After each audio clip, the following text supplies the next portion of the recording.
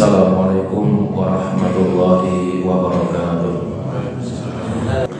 Hadirin yang kami hormati, jamaah yang mulia, malam hari ini kita masih menjelaskan tentang hadis yang ke-9 tentang perintah dan larangan.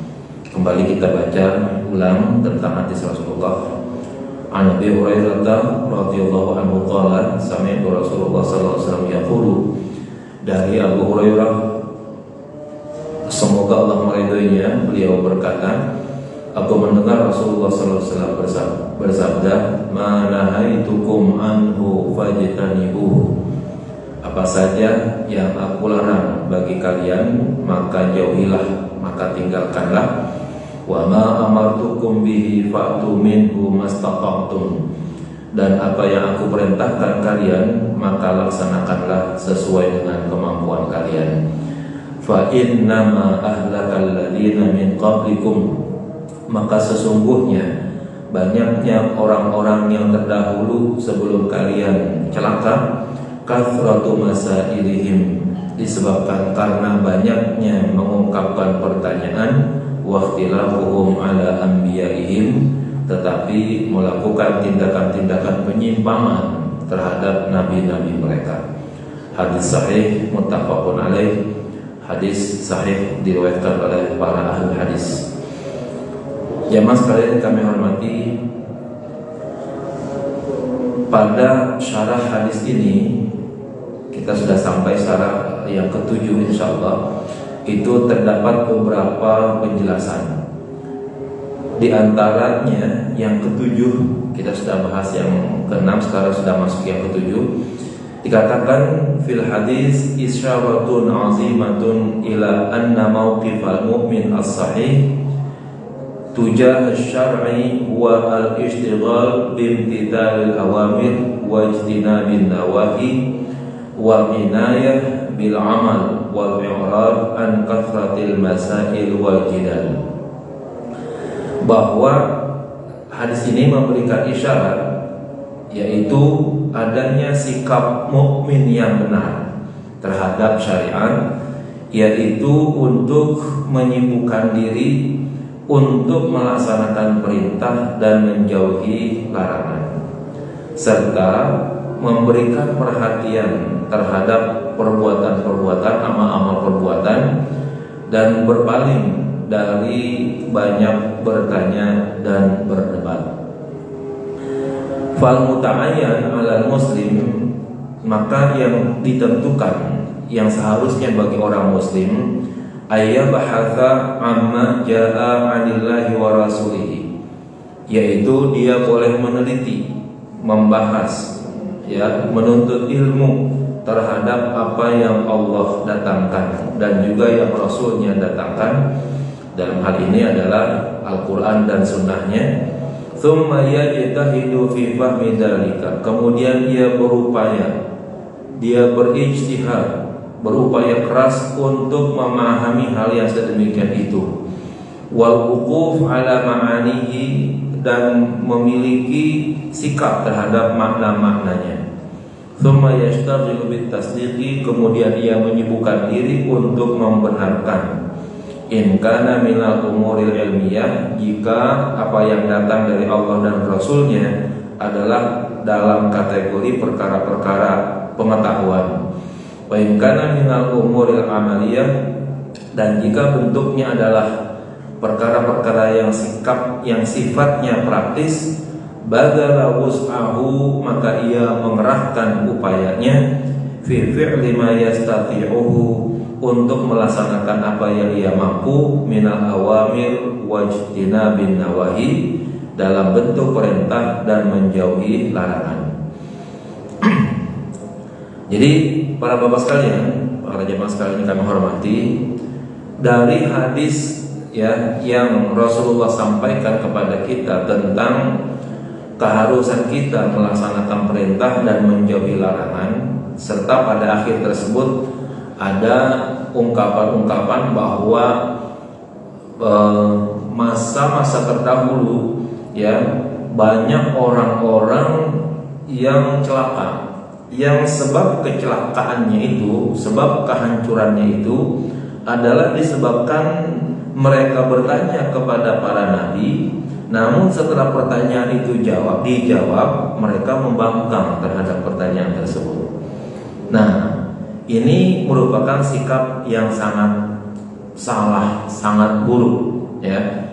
Dari situ dipelajari bagaimana sekarang sikap orang mukmin.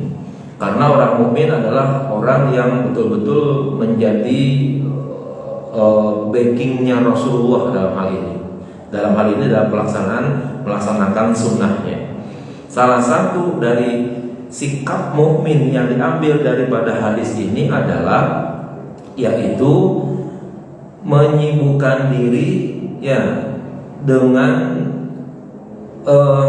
segala perintah yang datang dari Allah dan dari Rasulnya, lalu kemudian berupaya sekuat tenaga meninggalkan larangannya, lalu berpaling dari segala bentuk-bentuk ya pertanyaan-pertanyaan serta debat-debat, khususnya permasalahan-permasalahan agama, lebih-lebih memperdebatkan terhadap sesuatu yang sifatnya memang hanya Allah dan Rasulnya yang tahu. Ya, kita misalnya memperdebatkan tentang ayat-ayat mutasyabihat. Ya, misalnya dikatakan yadullah fauqa aydihim. Ya, tangan Allah di atas tangan mereka. Lalu dipertanyakan tuh, oh bagaimana bentuk tangan Allah? Apakah tangan Allah memiliki jari seperti kita? Apakah kemudian tangan Allah ada sikutnya, ada sikunya, ada bahunya dan lain sebagainya? Itu dipertanyakan. Nah, padahal ayat mutasyabihat yang sedemikian itu ya tidak bertujuan, cuma itu, yang lainnya kan? Tidak bertujuan untuk ya menjelaskan tentang tangan Allah, ya. Ayat tersebut bukan untuk menjelaskan tangan Allah itu segede apa, ada jarinya atau tidak. Bukan itu yang ditujukan.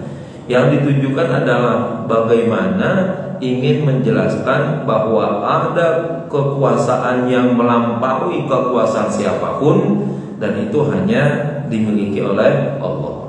Misalnya seperti itu. Kemudian ayat yang lain ya terhadap hal-hal yang terkait dengan zat yang hampir menyamai dengan manusia.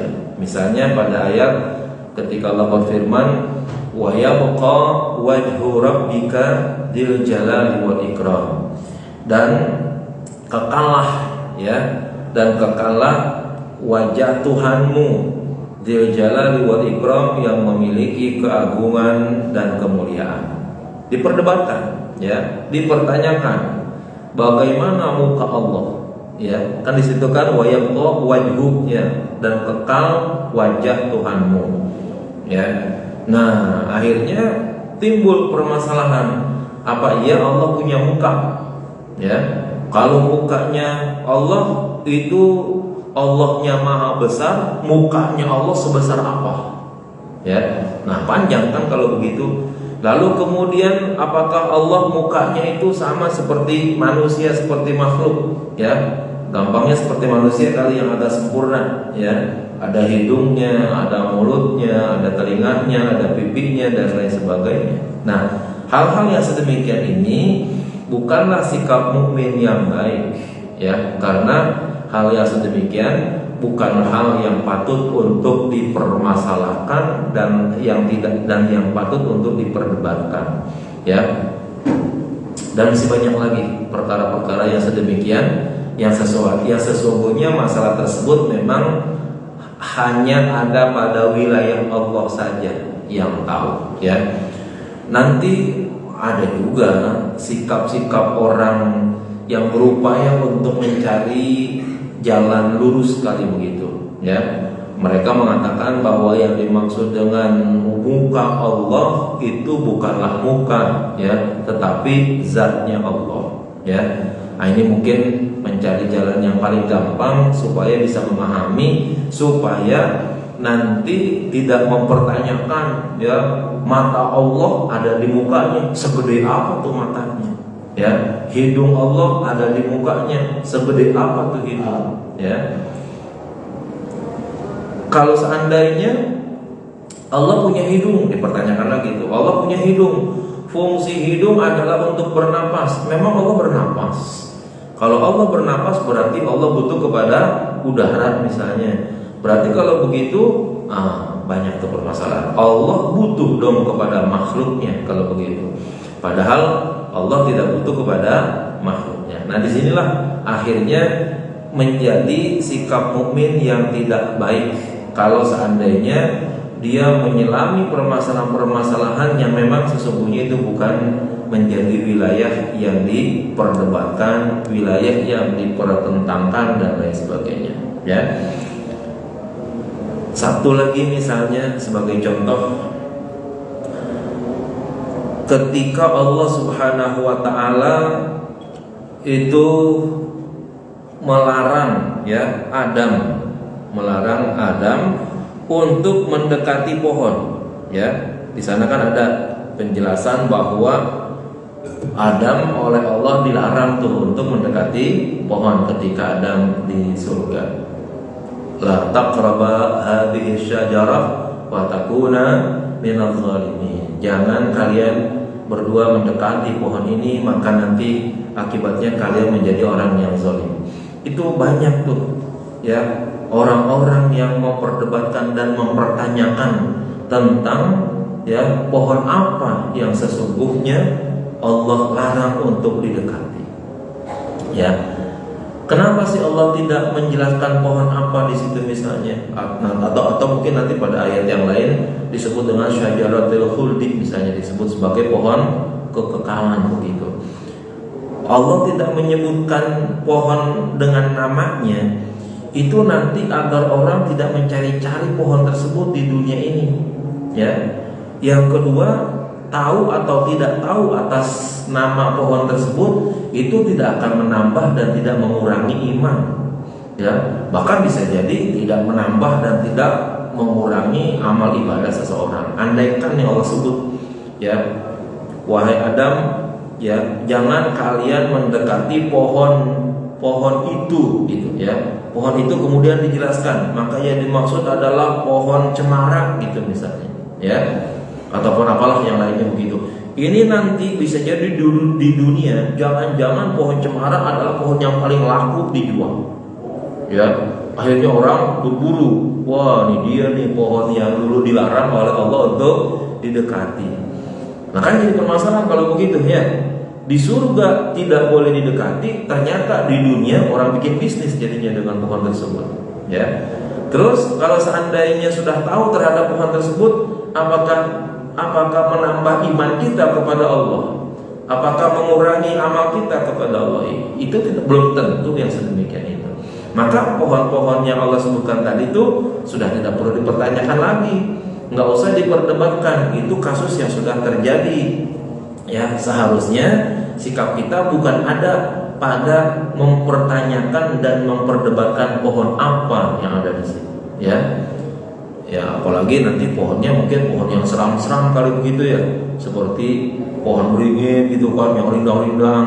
Oh, itu nanti akhirnya bisa jadi orang, ya, untuk apa? Oh, taruh-taruh sesajen gitu misalnya, ya kan?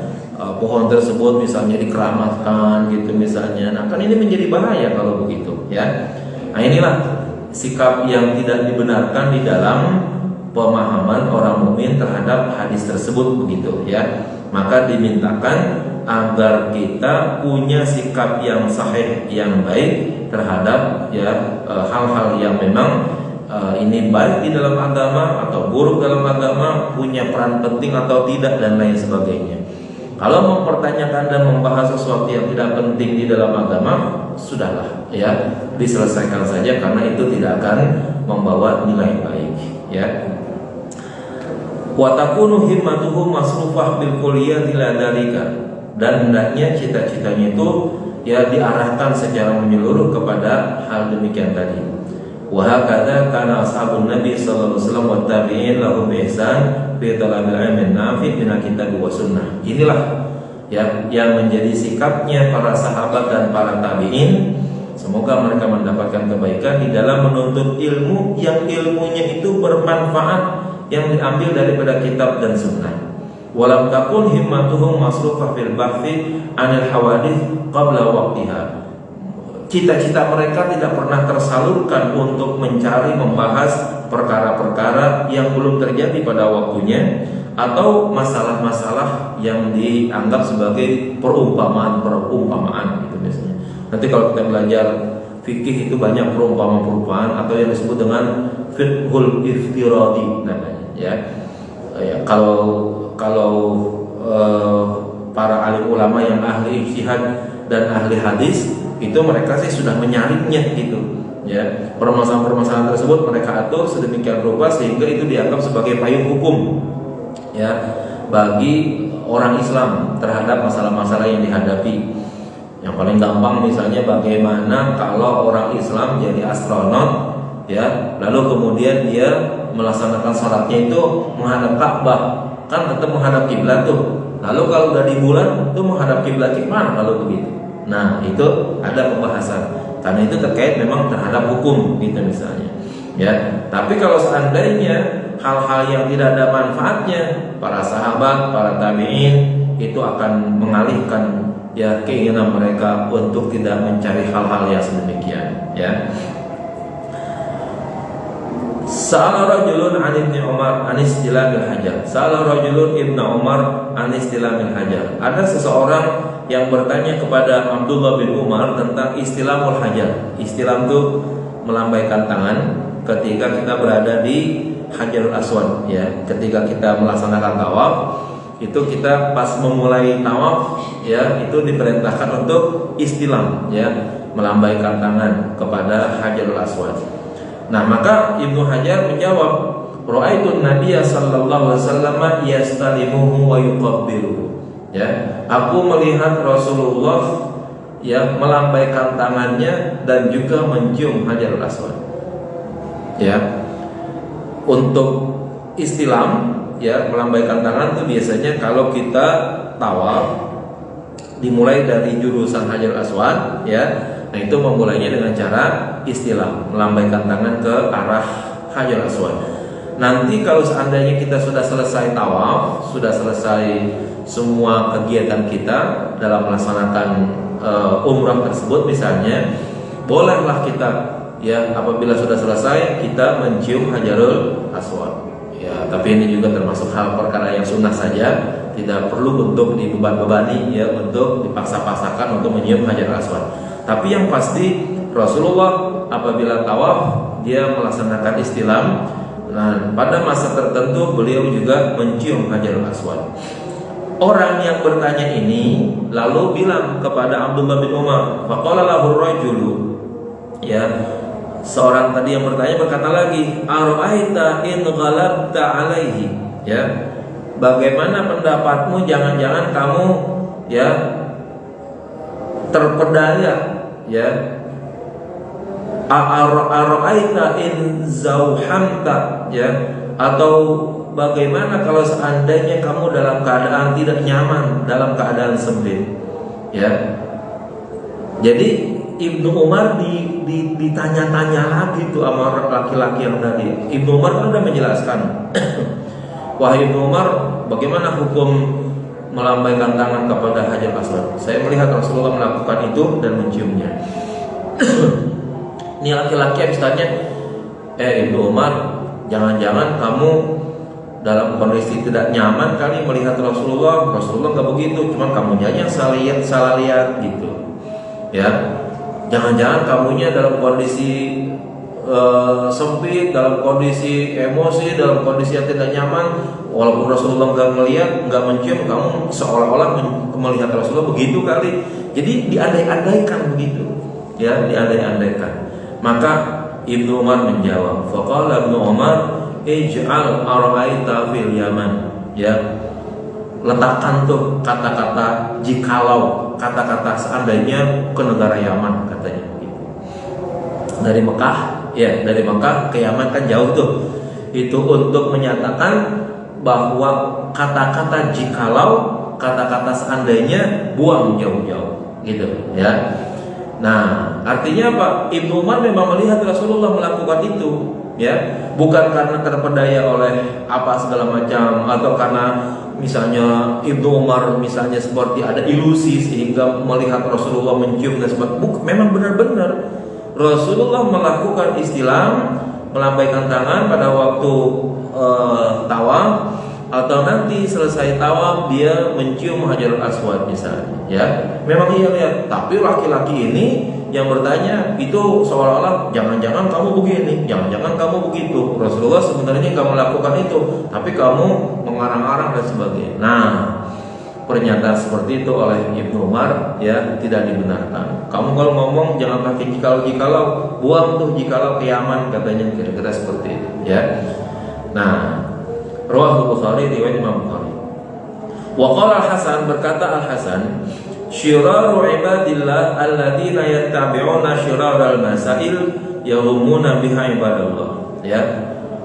Hamba Allah yang paling jahat adalah hamba Allah atau orang-orang yang mengikuti masalah-masalah buruk, masalah-masalah jahat yang kemudian akhirnya membuat bingung ya banyak hamba Allah yang lainnya. Ya. Saya kira mungkin di era seperti sekarang nih udah banyak nih orang yang bikin-bikin masalah, ya kan, nyari-nyari masalah, kemudian akhirnya disebar-sebarkan begitu, ya kan, kemudian akhirnya menjadikan orang itu menjadi bingung. Padahal permasalahan tersebut mungkin nggak ada kaitannya kali dengan iman, nggak ada kaitannya dengan amal perbuatan seseorang, ya. Yang lagi ramai ini misalnya sekarang, ya, ada pembicaraan tentang zuriyah Rasulullah tuh, ya. Orang Arab yang ada di Indonesia, para habaib yang mengaku sebagai keturunan Rasulullah oleh kelompok tertentu itu dianggap hoax, dianggap pendusta, dianggap pembohong. Karena sesungguhnya keturunan mereka tidak ada dan tidak nyambung kepada Rasulullah. Ya. Anehnya yang pertama, kenapa itu dipermasalahkan? Untuk apa begitu? Emang kalau kita tahu orang tuh zuriyah Rasulullah nyambung nasabnya, iman kita jadi hebat gitu. Amal kita jadi mantap begitu. Tahajud kita bertambah. Ya, enggak kan? Terus orang yang punya keturunan kepada Rasulullah atau tidak kan nggak ada hubungannya dengan perbuatan kita. Mau nyambung kayak mau kagak kayak biarin aja, ya kan? Nggak ada penting-pentingnya itu. Bagi mereka kalau memang amalnya baik, mau keturunan siapa juga kan harus kita hormati, ya kan? Keturunan siapapun kalau dia menjadi penjahat, ya dia harus dihukum. Dan keturunan siapapun kalau dia orang baik harus kita hormati, ya. Mau putus atau tidak hubungannya dengan siapapun keturunannya bukan masalah penting. Yang penting bagaimana orang tersebut berbuat baik untuk orang banyak, gitu, ya. Kalaupun seandainya para habaib di Indonesia misalnya itu dicintai oleh banyak orang, ya itu wajar-wajar saja. Ya, setiap orang yang berbuat baik juga yang mencintai pasti ada, yang senang pasti ada, begitu ya. Enggak usah harus nunggu keturunan dari Rasulullah lah, ya.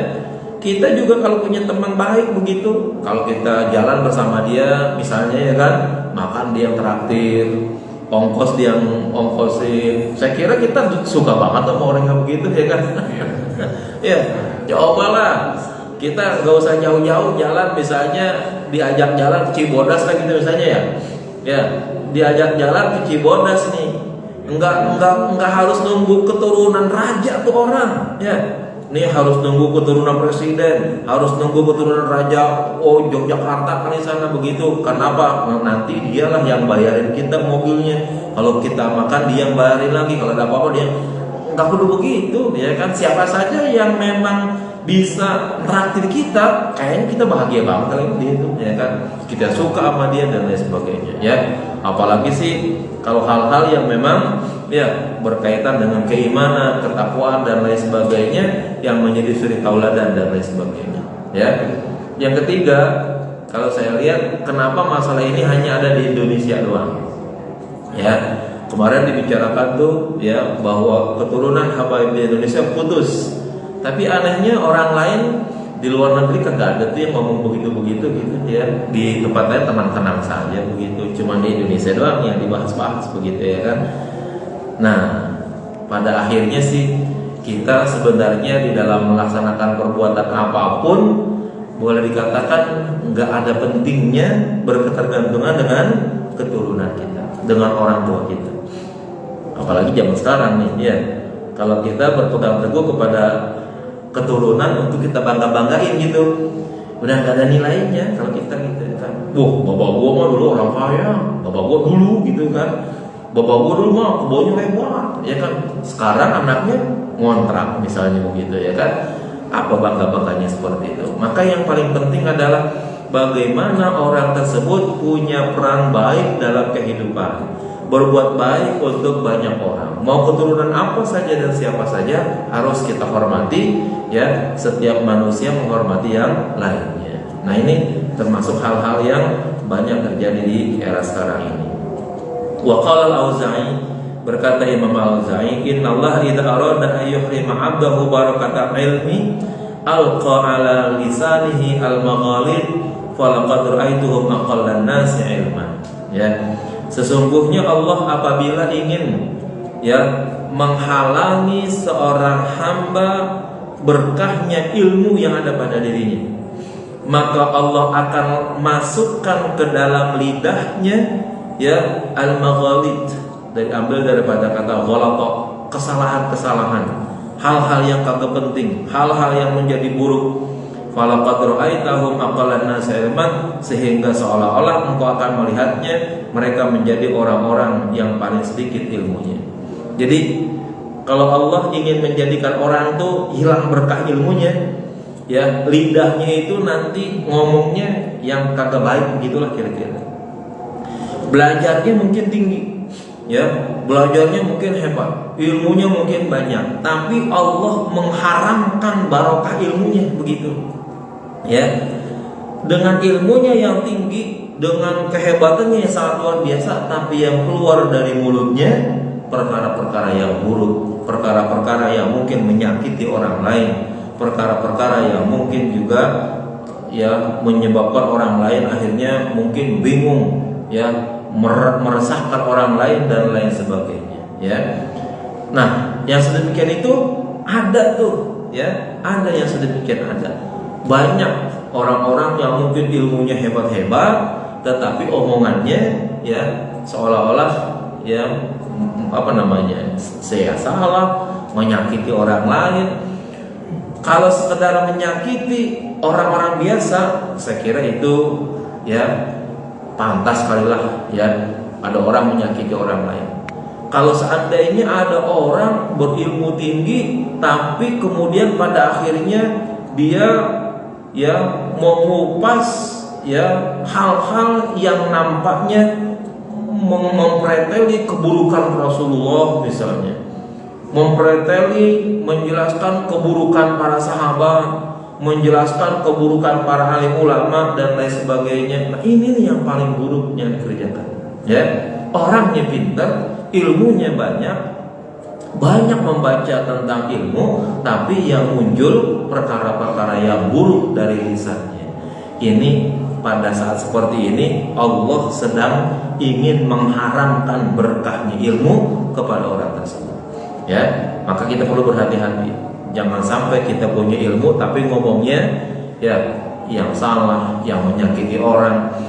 Jangankan menyakiti ulama yang hebat, jangankan menyakiti para sahabat, jangankan menyakiti mungkin keluarganya Rasulullah, ya, menyakiti orang yang sekelas dengan kita saja itu udah sangat buruk nilainya. Ya, kan nanti akibatnya itu masuk dalam kategori ghibah tuh kalau begitu, ya. Ngomongin tentang keburukan orang lain, ya. Ngomongin apanya aja dah pokoknya, ya, tentang keburukan orang lain yang kita ceritakan itu pada akhirnya memunculkan omongan-omongan buruk dari mulut kita, ya. Nah, di saat itu Allah sedang mengharamkan berkahnya ilmu pada orang tersebut. Mungkin pandai, mungkin ilmunya banyak, ya mungkin pintar dalam berbahasa, bahasa Arab, bahasa Inggris, bahasa apa segala macam dia pintar, tapi omongannya yang keluar omongan-omongan ya kelas pikisan lah bahasanya begitu.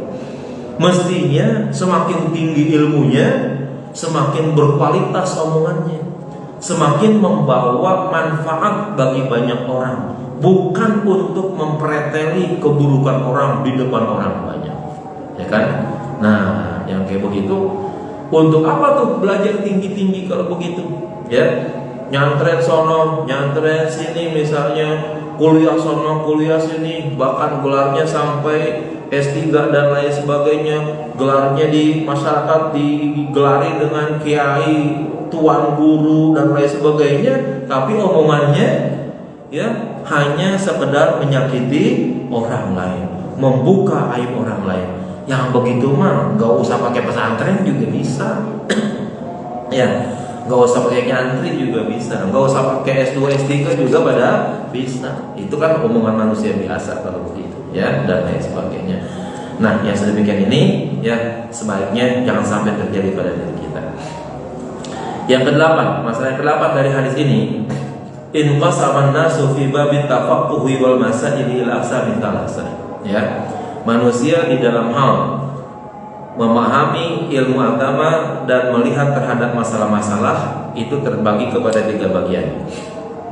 Yang pertama, man sadda babal masail hatta qalla ilmuhu, ya, wa fiqhuhu.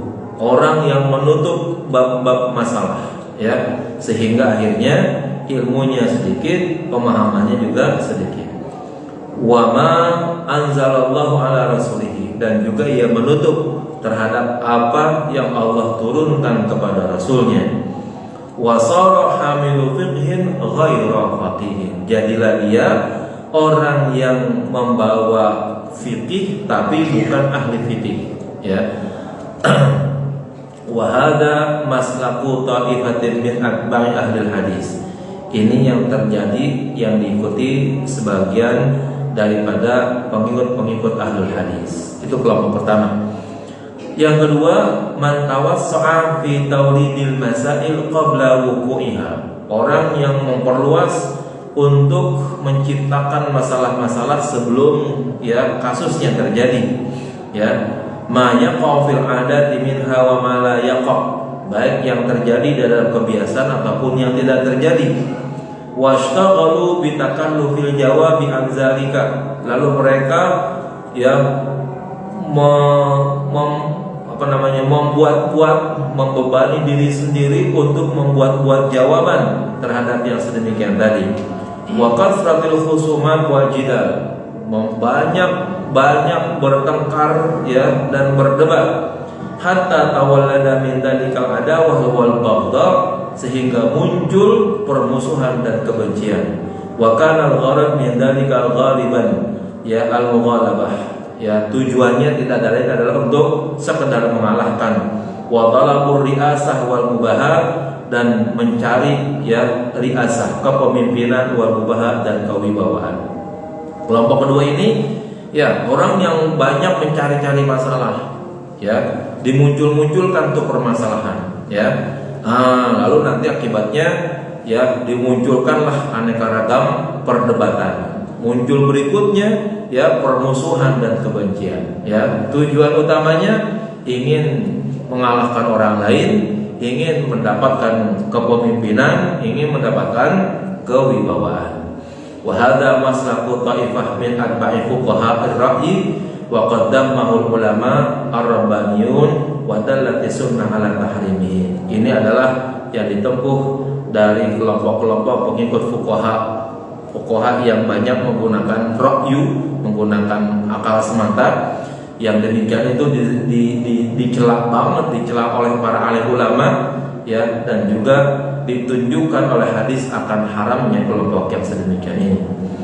Asalisu yang ketiga, man kana mu'zamu hammahu al-bahth an ma'ani kitabillah wa ma yufassiruhu min as-sunnati sahihah. Ya, sebagian besar kelompok yang ketiga ini adalah sebagian besar cita-citanya untuk meneliti makna kitab Allah dan tafsirnya dari sunnah Rasulullah yang sahih. Wa kalami sahabah wa tabi'in, serta kalamnya, ucapannya para sahabat dan tabi'in. Wa sunnatir Rasul sallallahu alaihi wasallam, serta sunnah Rasul sallallahu alaihi wasallam. Wa ma'rifati sahihiha wa saqimiha, lalu mengetahui yang sahih, yang benar dan yang salah. Tsumma tafaqquhu fiha, lalu ia mendalami di dalam masalah tersebut, wa tafahhumiha, dan juga memahaminya, wal wuquf ala ma'aniha, dan memiliki sikap terhadap makna-maknanya. Tsumma ma'rifatu kalami salaf fi jami' anwa'il ulum wa masail halal wa haram, kemudian memahami dan mengetahui kalam ulama-ulama salaf pada semua ilmu dan masalah-masalah halal dan haram. Wa usuli sunnah wa zuhdi war raqaiq, serta yang terkait dengan dasar-dasar sunnah, zuhud, serta kedalaman hati. Wa hadza maslaku fuqaha ahli hadis wa tariqatul Imam Ahmad wa man wafaqahu min ahli sunnah, dan inilah jalan yang ditempuh oleh ahli hadis dan jalannya Imam Ahmad dan orang yang sesuai kepada mereka, yang bersesuai kepadanya dari kelompok imam-imam ahli sunnah. Ada kelompok yang ketiga, ini yang kelompok yang baik, ya, orang yang di dalam masalah keagamaan, dalam masalah mendalami ilmu-ilmu yang baik, itu mereka berupaya untuk membahas, meneliti tentang makna kitab Allah serta tafsirnya yang sesuai dengan sunnah Nabi, sunnah yang benar, dan sesuai dengan kalam sahabat dan tabi'in. Ya, pokoknya ini orang adalah orang yang berupaya untuk lurus nih. Ya, mereka ingin menjelaskan kitab Allah, yaitu Al-Quran, dengan jalan yang baik, dengan jalan yang benar, mensepadankan penjelasannya dengan sunnah Rasulullah. Tidak lagi semata-mata menafsirkan ayat itu dengan otaknya sendiri. Ya, so kalau nanti udah menafsirkan ayat Al-Quran, kitab Allah dengan nafsunya sendiri, itu akan menjadi bahaya. Nabi mengatakan, man fassara al-Qur'ana bi ra'yihi falyatabawwa maq'adahu minan nar. Siapa saja yang menafsirkan ayat-ayat Allah dengan ra'yunya sendiri, ya, tanpa didasari ilmu-ilmu yang benar, tanpa dilandasi ya dasar-dasar dari hadis, dari kalam sahabat, dari ulama salaf dan lain sebagainya, begitu. Kata Nabi, falyatabawwa maq'adahu minan nar, maka siap-siaplah untuk mencari posisinya di dalam neraka. Ini bahaya nih, ya. Al-Quran memang itu kitabullah, ya, tetapi pemahamannya itu juga harus dengan ilmu yang benar, ya, dengan ilmu yang sahih, ya. Nanti ada tafsir yang disebut dengan tafsir bil ma'thur misalnya. Tafsir ini biasanya memaknai Al-Quran dengan ayat Al-Quran lainnya atau menjelaskan dan memaknai Al-Quran dengan hadis Rasulullah, ya. Misalnya begini, kita pakai tafsir ayat dengan hadis Rasulullah. Hafizu ala salawati was salatil wusta. Ya, jagalah salat, ya, semua salat dan salat wusta. Kalau diartikan aja nih, jagalah salat dan salat yang tengah-tengah. Ya, salat yang tengah-tengah yang mana? Semua salat bisa di tengah tuh, karena salatnya ada 5 ganjil. Ya. Kalau dimulai dari subuh misalnya, dari subuh, zuhur, asar, ini tengahnya berarti, ya. Nanti kan asar, maghrib, isya, gitu kan. Sekarang kalau dari zuhur, ya, asar, maghrib, isya, subuh, berarti maghrib di tengah. Dimulai dari asar, maghrib, isya di tengah, ya. Isya, subuh, zuhur. Dimulai dari isya, subuh, zuhur, asar, maghrib, semuanya bisa di tengah kalau begitu. Untuk menuntaskan permasalahan ini harus, ya, kembali kepada penjelasan Rasulullah, ya. ketika Rasulullah tanya, "Wa ma salatul wusta ya Rasulullah?" Apa yang dimaksud dengan salat wusta wahai Rasul?